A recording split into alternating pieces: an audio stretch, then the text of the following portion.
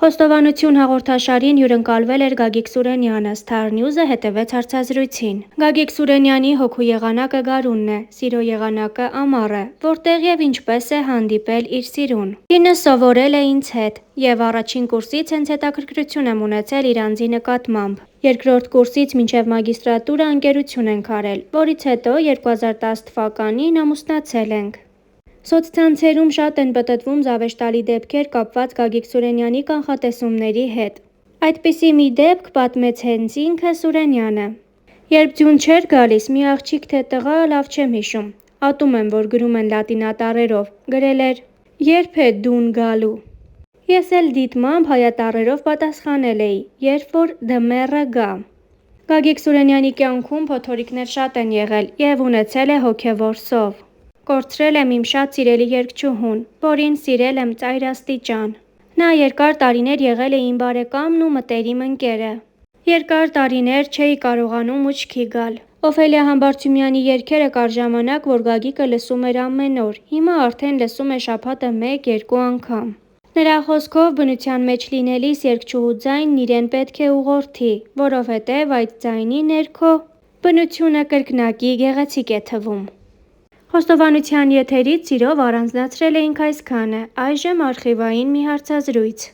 Թեև մթնոլորտային երևույթների փոփոխությունները պայմանավորված չեն մարդկային գործոնով, դրանց ճակերտավոր ասված կառավարումը մեր հասարակությունում կապվում է Գագիկ Սուրենյանի անվան հետ։ Նրա գրառումներն ամենապահանջվածներից են համացանցի հայկական տիրույթում։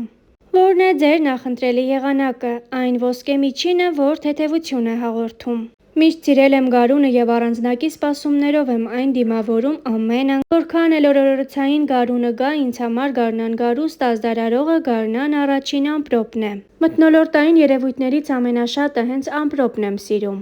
Իսկ հայաստանյան գարունը շատ բուռն է արտահայտվում, հատկապես շքեղ է ծառերի ծաղկման ընթացքը, որին արագ հաջորդում է զմրուխտ կանաչը։ Մարդկանց համար եղանակի ճակերտավոր ղեկավար դիտարկվելը հավանաբար մեծ պատասխանատվություն է։ Վերջին տարիներին մեր հանրությունը բավական ներգրավված է մթնոլորտային երևույթների փոփոխման գործընթացներում և հախուռն է արձագանքում։ Միշտ էլ ստանում եմ նամակներ տարբեր անհատներից, որոնք հետաքրքրվում են առաջիկայում սպասվող եղանակային փոփոխություններով։ Քանի որ մեր ոլորտը սպասարկում է տնտեսության գրեթե բոլոր ճյուղերին, մարդկանց հետաքրքրությունները եղանակի փոփոխման պատճառների վերաբերյալ տարբեր են՝ անձնականից մինչև խիստ գործնական։ Նախընտրում եք հանրության հետ անմիջական շփման մեջ լինել։ Եղանակային ցանկացած փոփոխության մասին մարդիկ տեղեկանում են ձեր գրառումներից ու արձագանքում։ Երբեմն չի ուշանում նաև ձեր կեսկատակ, կեսլուրջ պատասխանը։ Հետաքրքիր է, կան մեկնաբանություններ կամ ձեզ ուղղված նամակներ, որոնք առավել տպավորիչ են եղել։ Հանրության հետ շփումն ինձ համար միշտ նախընտրելի է եղել։ Ունեմ բազմաթիվ ընկերներ, որոնց հետ ծանոթացել եմ պատահական շփումների միջոցով։ Ստացածս նամակներից թերևս ամենատպավորիչն այն է, որ Սևանի ափին հանգստյան գոտի ունեցող մի տղա ինձ խնդրում էր Սևանին հաղորդեմ շատ բարձր ջերմաստիճան, որպեսզի հանրությունը գնա հանգստանալու։ Դեռևս փոքր տարիքից հետաքրքրություն եք ցուցաբերել կանխատեսումներ անելու գործընթացի նկատմամբ, որ պահին սկսվեց այդ ամենը։ Եղել է պահ, որից հետո փոխվեց ամեն ինչ։ Օդերևութաբանության նկատմամբ հետաքրքրությունը սկսվել է 4-ից 5-րդ դասարաններում։ Հիշում եմ աշխարհագրության ուսուցչուհուս խնդրեցի ինձ համար օդերևութաբանության վերաբերյալ գրականություն գտնել։ 7-րդ դասարանում արդեն կարդում էի մասնագիտական գրքեր, որին հաջորդեց այցս հիդրոմետ ծառայություն։ 2002 թվականին ընդունվեցի ԵՊՀ աշխարհագրության և երկրաբանության ֆակուլտետի օդերևութաբանության բաժինը և հենց առաջին կուրսից կեսդրույքով աշխատանքի անցա հիդրոմետ ծառայությունում։ 2010 թվականին պաշտպանեցի թեկնածուական ատենախոսությունս։ 2011-ից 2017 թվականներին զուգահեռ սկսեցի դասախոսել։ Այսպիսի պտույտ է ստացվել կյանքի սկզբնական հատվածում։ Ինչպիսի ընտանիքում եք մեծացել։ Մեծացել եմ ավանդական հայկական ընտանիքում։ Մայրս վաստակավոր մանկավարժ է, հայրս շինարար։ Տեսակով ճանապարհորդ եք, աշխատանքի վայրում շրջապատված եք քարտեզներով, իսկ դրանց վրա նշում եք այն վայրերը, որտեղ ցանկանում եք լինել։ Այդ վայրերը Հայաստանի սահմաններից դուրս են, թե նախընտրում եք հայրենիքին ամեն անկյունը բացահայտել։